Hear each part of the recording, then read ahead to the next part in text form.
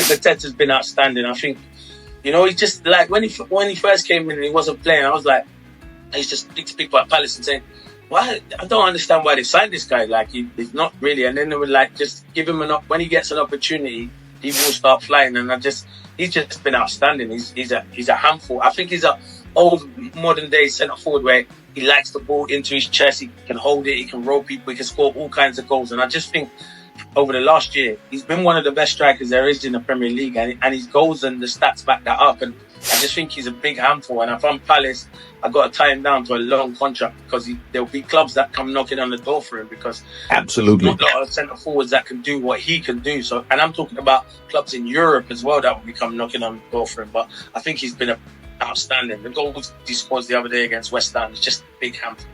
Yeah, but do you think a club like Palace, realistically, is able to keep hold of a striker like that for another transfer window? I'm not saying that this transfer window, but is he a goner in the summer, for instance?